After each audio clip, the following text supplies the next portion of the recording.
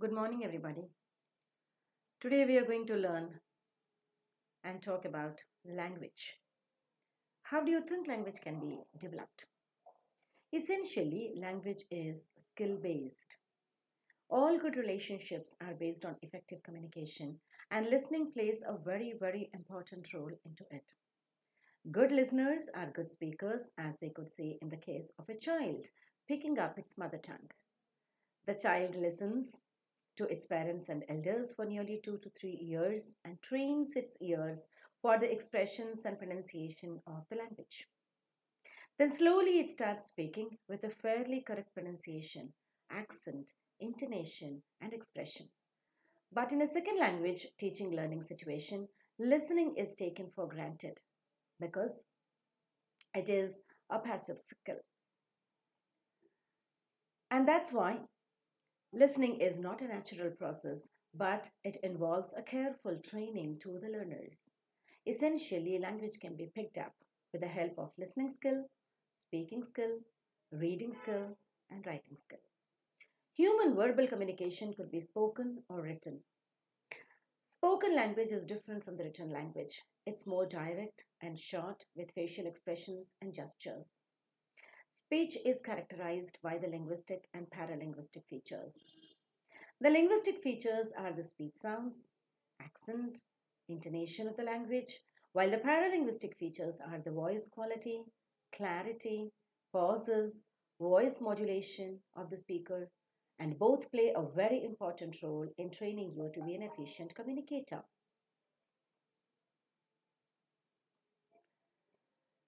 Listening and speaking demand the exercise of auditory ears and speech mouth.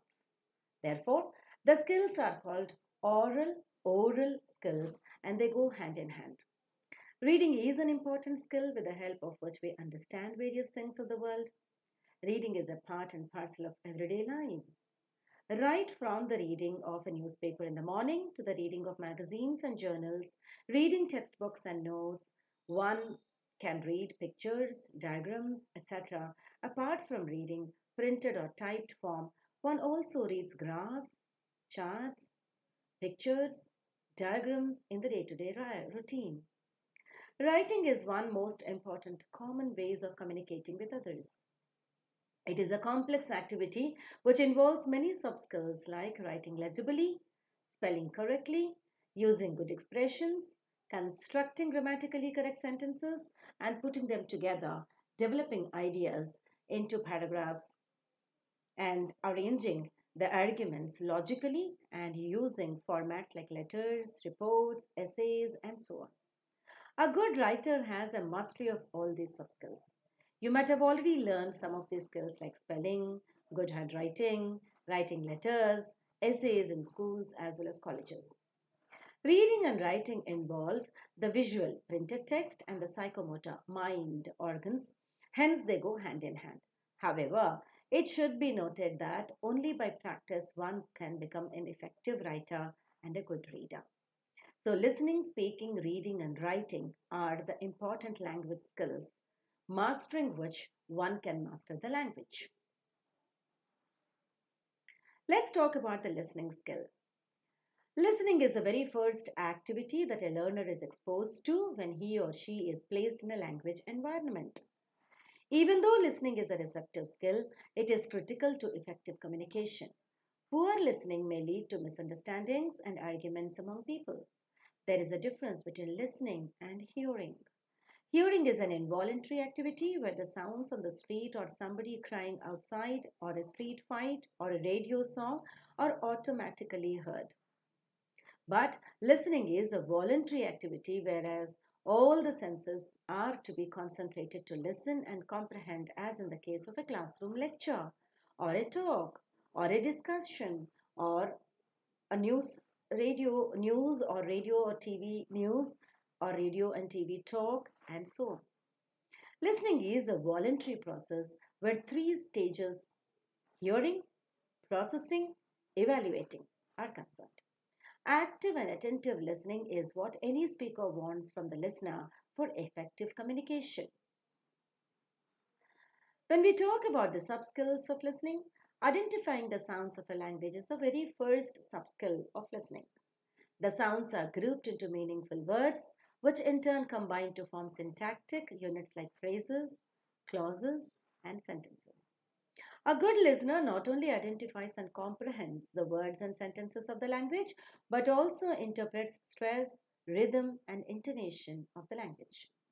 Another subskill of listening is to identify the information or the gist conveyed by the message. Identification of emotional and attitudinal tone of the speaker is also one of the important subskills of a good listener, which makes him or her a perfect communicator. In fact, listening and speaking are the two sides of the same coin, and both are very closely interrelated. Listening can be casual listening and focused listening. Casual listening is passive and refers to the listening without any particular purpose, while focused listening is active and it has got a purpose. Commenting upon the subskills of listening, there are several factors that would go into the subskills of listening. Number one is identify the information of the gist conveyed by the message, identification of emotional and attitudinal tone of the speaker, with the difference of casual listening and focused listening. What exactly are the factors that are affecting the listening comprehension? There are several factors like the linguistic factors, physical factors, and psychological factors. Linguistic factors deal with the listener's language proficiency. For example, vocabulary, pronunciation, understanding of homonyms, homophones, etc. Physical factors deal with the environmental interference like the noise, crowd, technological disturbances like interference in a radio broadcast or a telephone network, and so on. Psychological factors that affect listening are a person's preoccupation in other thoughts, privileges and prejudices of a person, lack of interest on the topic, impatience, and so on. Hence, active listening takes place only when the listener is mentally free and is in a receptive mood. What could be the guidelines for effective listening? For effective listening, keeping aside the physical and psychological directions, and one needs to listen to the speaker appropriately. Empathize with the speaker and carefully listen to understand rather than to oppose the speaker. Show interest in whatever one is listening to and ask questions to show that the listener is interested in the conversation. Develop verbal and non-verbal listening abilities and listen with an open mind. This is very important. Go easy on arguments and criticism and appreciate the speaker's view, which you agree with, whereupon the speaker would be put to ease and effective communication can take place. However, we also can have a number of barriers while listening to others. Like the listener thinks he or she knows more than the speaker is the first barrier. The listener is stress filled because of physical or psychological pressures. The listener is anxious to express his or her own thoughts. The listener sometimes becomes prejudiced about the speaker. The speaker himself sometimes is confused. The speaker uses technological jargon which might not be understood by the listener. The speaker is not effective in communicating the ideas. The speaker uses words open to many interpretations. And sometimes there could be the external disturbances as well. Now, what could be the characteristic features of a good listener? A good listener should have the following qualities like he should be proficient in the language, first of all, in which communication takes place. A good listener should follow the speaker very carefully. A good listener should clarify the meaning from the speaker immediately. He also should be knowledgeable and should be confident along with the speaker. The listener should be actively involved in listening activity. A good listener is never over anxious and is not in a hurry to know what the speaker says. And he should be patient, calm, and positive. A good listener is one who involves actively in listening and is critical about what he listens to. He or she uses various strategies to overcome the barriers. What could be then the techniques of developing the listening comprehension? Listening to the teacher and responding, could be one. Listening to the recorded tape and responding to it. Listening to the stories, conversational tables, news items, passages, and different predictions as ending of an anecdote or a story could make the listening activity very interesting. Let's move about to talk about the speaking skill, which is the next important skill. Of all the skills required to master a language, speaking skill is the most important one because it is the first sign to show that you know a language. There are a number of languages in the world that are only spoken, they don't have the script. For example, some African languages, some Northeastern languages don't have script even today. They are merely spoken. Tulu is the language spoken by the residents of Udupi in Mysore, Karnataka. This language is only spoken from even today.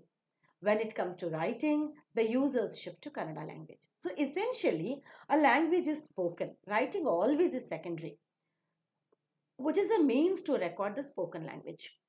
The skills of listening, speaking are interdependent and together with the oral communication.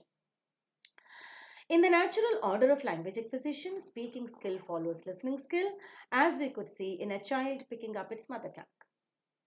Reading and writing come at a much later stage when the child is put in the academic institution after mastering the listening as well as the speaking skills. But in a second language situation like learning English, this natural order of language acquisition is reversed. It is the reading and writing skills that are emphasized in the schools and colleges. Listening is supposed to be automatic and speaking is not given its due importance and proper training. Maybe that is one of the reasons why are not able to pick up the language efficiently and not very comfortable to express themselves in the second language. In fact, good listening enables one to become good speaker and good speech ensures good reading as well as good writing and correct writing. Talking about the sub skills of speaking, the ability to speak English or any language in fact means the ability to communicate orally, conveying the message correctly using appropriate vocabulary in our day-to-day life in different contexts. That is to say, one should have the ability to produce, if we are talking about English speech sounds correctly. That's why to learn English phonology is a must before we start any spoken English class or communication skills. To use appropriate word stress and intonation patterns in English, to select appropriate vocabulary for the expression, to select the right language in order to suit the situation, to perform various functions using the language.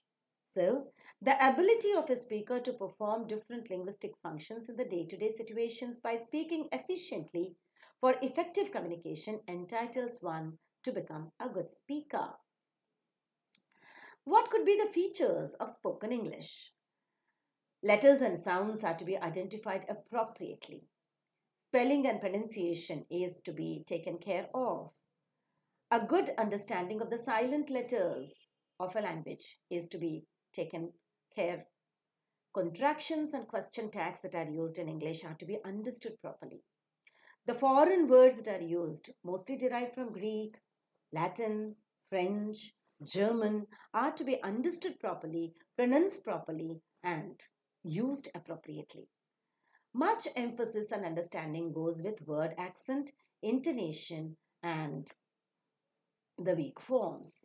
It's also very important that we give a maximum importance to the silent letters and contractions, question tags, along with a difference that is maintained in the spoken as well as in the written form.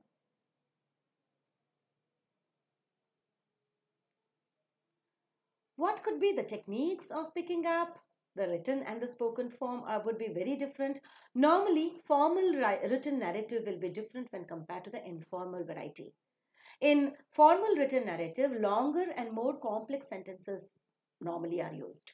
Whereas in the formal speech, fairly shorter sentences are used. Why are you late to the class today? If somebody asks, it's a very formal way. Why late, man? Is the informal. I was stuck in a traffic jam could be the answer. The answer should be full if it is a written form. Why are you late? Informal. Traffic jam is the alternative answer in the informal narration. So you need not follow the grammatical rules completely and start using the grammatically right sentences in a complete sense when you are using it in the spoken variety. So be very careful that you use the spoken and written varieties appropriately. How can you, what could be the techniques of developing the speaking comprehension? Questions and answers are to be practiced. Lecturing and question is to be practiced. Group discussion, one should be participating into. Presentations, one should be acquainted with. Seminars and paper reading should be a must. Simulation could be there. Role plays could be there. Tasks and games could be played so that you can come out with appropriate speaking situations. The next third skill is the reading skill. Of the four skills important to develop a language, like listening, speaking, reading, and writing, listening and reading are called as the passive skills, while speaking and writing are called as the active skills. They are named so because listening and reading are subjective and are associated with individual understanding and comprehension, whereas speaking and writing are associated with the expression of oneself with others. If listening and reading are intrapersonal communication to the self, speaking and writing are interpersonal communication. In fact, reading is an active process which involves the reader's interaction with the text. Many a times, the reader's eyeballs must be moving across the text, reading the words and sentences but understanding nothing. Many a times it happens with many people. They just keep on reading the words but nothing goes into the head. This especially happens when one reads a book not related to the area of study or interest. Say, for example, a literature student is reading a book in biotechnology or microbiology, or a commerce student is reading something in criticism or critical theory, or a science student is reading something about literary theory. It becomes very difficult for them to understand. What is important is interest in the subject and a sufficient background knowledge about the subject. Hence, there is a constant interaction between the reader and the text in comprehending the text, which has the following activities associated. Number one, recognize the letters of the language. Number two, identify the meaning of the words. Number three, understanding the relation among the constituents of a sentence. Number four, comprehending the overtly stated information. Number five, interfering and inferring the information which is not overtly stated, which we call normally as reading between the lines. Getting the general idea of the text and also interpreting the text in an appropriate way are the important skills that go in the reading skill. We could have a number of types of reading like loud reading, silent reading. In fact, different types of text demand different types of reading. In the day-to-day life, reading activity is observed like we read letters, notes, telegrams, emails. Nowadays with mobiles, it is SMS, newspapers, magazines, brochures, catalogs, telephone directories, railway and bus timetables. We read essays, articles, reviews and reports. We also read short stories, novels, dramas, poems and diaries. Maybe sometimes advertisements. We read graphs, we read charts, we read maps, we read atlas and we read pictures. Many a times we also tend to read encyclopedias, dictionaries and thesaurus as well. Each of the texts given above is unique. Some are with words, some are with pictures, some are with both words and pictures, some are with graphics and so on. Reading involves comprehending every form of representation. What could be the purpose of reading?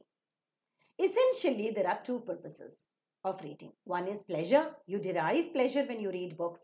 The other is information. While reading a story or a poem or a novel, don't you think that we derive pleasure? The same happens when reading personal letters, sometimes essays and articles in the areas of one's interest. But while reading a newspaper, a telephone directory, or a dictionary, it is for information that one does so. For instance, a short story of Edgar Allan Poe or Khushwant Singh is read for pleasure, whereupon one doesn't memorize any part of it and one does not give importance to information. But if the same story is prescribed as a textbook in the academics, the attitude to read the same story will be different. One starts reading it very carefully, starts understanding plot, analyze characters, understand themes, symbols, and so on. So, it is not reading it for pleasure, but to get information about the writer and his work as part of a curriculum. Normally, people are always driven by a desire to read something for either pleasure or extracting information. If both pleasure and information are together in reading a text, people can enjoy and retain the information in a pleasure filled manner. What could be the sub skills of reading? Yes, reading could be more effective and long remembering if one takes into consideration the sub skills of reading. There are four essential sub skills of reading: skimming, scanning, extensive reading, intensive reading are the four important sub skills of reading. What do you mean by skimming? Skimming is an effective and an activity in which the reader's eyes run over a text quickly to get a general idea or gist of it. One does not read the entire book when you go to an exhibition, especially a book exhibition. You take the book in the hand, you look at the cover, look at the author, read something in the contents, read the back page, flips the pages of the book by reading the preface and introduction so as to give you an idea about that particular book. Then the reader decides whether to buy it or not. This is what one does when one goes to a library also for borrowing a book. Such an activity of quickly going through the book in order to get a general idea about the book is called as the skimming. The second important subskill is called scanning of the book. Scanning refers to reading of specific information. Reading for a specific information is called scanning. While searching for the word teach, Teach, in a dictionary, one need not start with for page number 1 and with the letter or the alphabet A. On the contrary, you go straight to T and then to the page with TE and then to TEA, and slowly you come down and reach the word teach. Don't you think? The reader just runs his or her eyes on the pages of the dictionary till he or she locates the right word. The same thing happens when one is searching for the time of departure in a railway timetable or in a bus timetable. This activity of quickly going to the right information is what is called as scanning.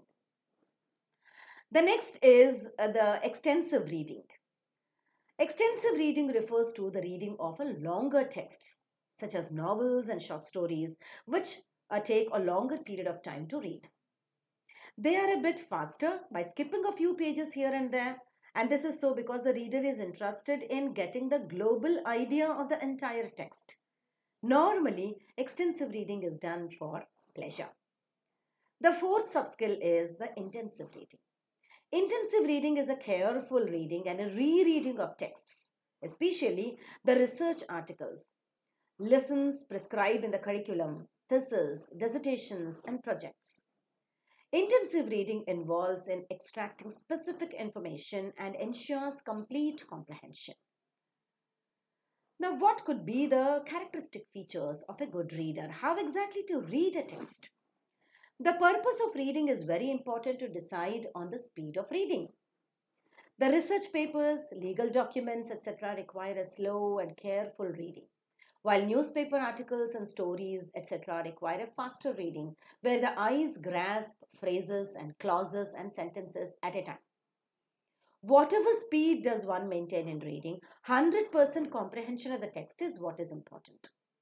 A good reader needs to guess the meaning of new words with respect to the context of use. He or she also needs to guess the intention of the writer, the overall idea of the text, what paragraphs to read intensively and what paragraphs to skip and read extensively. A good reader maintains an average speed of 250 to 500 words per minute, but varies very often depending upon the text he or she is reading. Some of the faulty habits of reading skill are pointing the words of the text with a pencil or your finger. Just avoid it. Pronouncing the words mentally. Mouthing the words audibly using lip movements. Moving the head from side to side is another, wrong way of reading. You, instead of using the eye movement, you have to just move the eyes and not the head. and not the hand. Perceive only one word at a time is wrong. Start perceiving the phrases and clauses and the entire sentences if it is a smaller one. A backward movement along a time. So you always should be moving in the forward, not going back and again connecting and reconnecting. That's again a bad way of reading. A good reader not only understands the text but also goes beyond the text and thinks critically about the entire text. Next, we move about to the fourth skill, which is called as the writing skill. Oral and written channels of communication have their distinctive characteristics. Though speech is primary and writing is secondary, it does not mean that one is superior to the other. They both contribute to human communication effectively. In fact, writing is more difficult than speaking. Why? Because writing is creative, requires imagination to think our ideas and to match them appropriately with the verbal expressions. The actual process of writing involves the choice of the right words, their arrangement in the right order in the sentences, maintaining cohesion and coherence, and expression without ambiguity and confusion. Writing is therefore more original, creative, and formal than your speech. It can be preserved as a record, and so you should be very careful in selecting your words while writing. It is a permanent feature and takes much careful thinking and a longer time to write. By principle, written communication should be simple, lucid, clear, and complete so that the communication is successful. The three commonest forms of written communication are the paragraph, letter, and the notes or essay. The process of all writing will have the following steps, like analyze the main purpose of communication, write correctly to communicate the single purpose of correspondence, revise the draft and compose it in the appropriate electronic or manuscript form. Then the write-up is to be produced in the finished form after proofreading. Just compare this with your way in which you write the essays. Once you write, read it, revise it, and always try to polish it. Is it what I want to express? Is the word expressing what exactly I wanted?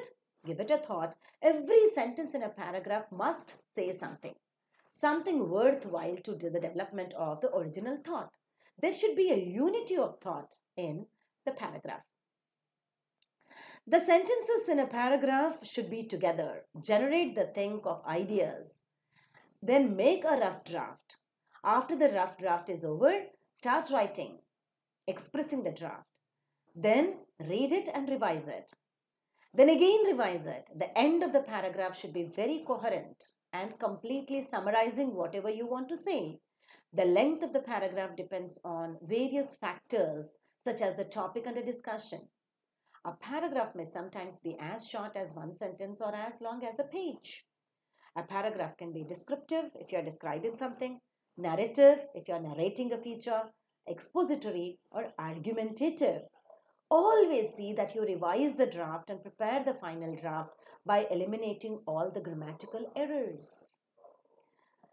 The sub skills of writing could be that it can be mechanics. First of all, the handwriting that you maintain should be good, the spellings that you are using should be good, the punctuation marks that you use should be good, appropriate vocabulary is to be used, appropriate idiom is to be used for expression. Divide it, organize it into paragraphs, topics, cohesion and unity are to be maintained.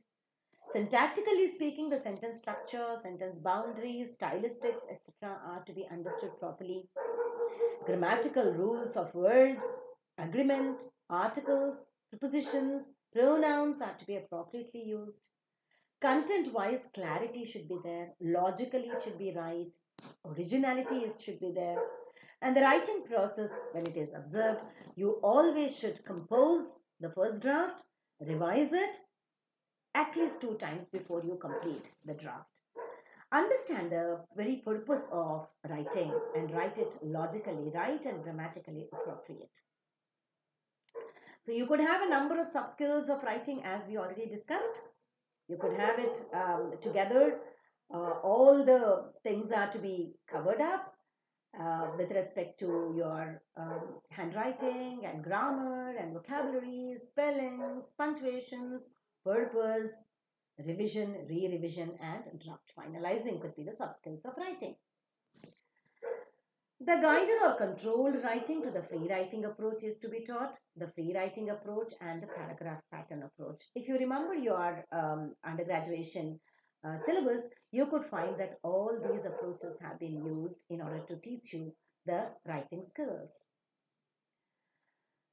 But remember, although there are four major skills in acquiring a language, they cannot be taught or learned in isolation. Listening, speaking, reading, and writing are the four important skills with their respective sub-skills, but they can never be taught in isolation. The development of each involves the integration of other skills. Listening involves note making, note taking, which is a sub-skill of writing, while speaking involves both listening as well as reading and speaking sometimes. And writing involves the sub-skills of listening, speaking, as well as reading together. The very task of listening, language learning, involves the integration of all the four skills in one way or the other. It is Chris Kennedy who argues that a material designed to develop one skill automatically can be used to integrate and develop all the four skills of the language. It depends on the imagination of the teacher, in fact, and the learners who are involved in the process of learning in the classroom. In fact, integration of all the four skills makes the language learning complete. If you are concentrating on only one skill development in a class, it becomes monotonous and boring. The title of the text read aloud by the teacher in the class, when the learners listen carefully and try to answer the pre-reading questions. The text is read silently by the learners, so reading skill. The teacher reads out the text, so learners listen to it. The teacher asks the question, the learners speak. The teacher warns them to silently read and answer the questions. Gap filling exercises, short answer, objective type of questions are to be discussed out in pairs or in groups. The learners are encouraged to write the comprehension questions based on the texts. They are motivated to participate in the various tasks devised for the understanding of the test. And as a result, the learner participates in listening, speaking, reading, and writing in one class itself, whatever the teacher is teaching. Didn't you realize it? Always the teaching should be learner centric, motivating, and interesting, along with the development of all the four language skills. The oral skills should be taught along with the writing skills also. Many times, along with these four major skills of listening, speaking, reading, and writing, there are other skills also which are important, which are called as the study skills or reference skills. Study skills integrate the four basic skills of listening, speaking, reading, and writing, and incorporating all the other skills that enable a learner to develop an independent style of learning to meet the growing educational needs and increase in vocabulary, though reference material. The amount of exposure of language during school and college might be too little to learn the language. The study skills include the skills of note making, note taking, summarizing, graphic organization using tables, figures, and graphs, charts and drawings, photographs and maps. The reference skills include the use of dictionary, thesaurus, encyclopedia, and various other sources of information. In fact, study skills and reference skills are the higher level of activity where the learner has to do the reference work in the library, present papers in the seminars and conferences, write reports and dissertations. It is a complete combination of the mastery of the study skills and reference skills along with the basic skills of listening, speaking, reading, and writing that enable the learners to perform various tasks easily and play an important role in an educated man's life as they make him or her a self-learner. So developing all these skills is a must, and the most interesting way of developing the skills is SQR3 technique. S stands for survey, then questions, then read, recall, and revise. If you go back to your school days or college days and try to understand how your teacher taught each lesson in each class, you could find the same method and technique being employed. First of all, the survey by asking a few questions to the students, then the questions, then reading it aloud, recalling it by revising it, then revising it, and then making them answer the questions. Think aloud technique, creative writing of stories and small poems and narratives and anecdotes, taking the running notes when the teacher is teaching, note making when you go home, taking part in tutorial seminars and workshops, using library as a resource. Library cards, bibliography cards, reference cards are used to refer to the library. Using many a times dictionaries to know the meaning of the new words, thesaurus to use the alternative words expressing the same meaning, referring to encyclopedias, atlases, yearbooks, and other reference books. Normally, we tend to do whenever we are writing an essay or doing some research on a particular topic. Don't you think?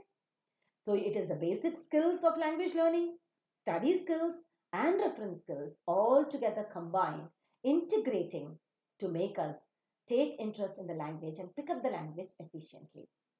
Once we are the master of all these skills, the four skills, number one, number two, the study skills, number three, the reference skills, then we master the communication skills as well. Now, this applies not only to English, but it applies to any language. In fact, Marathi, Hindi, or any new language that we are picking up.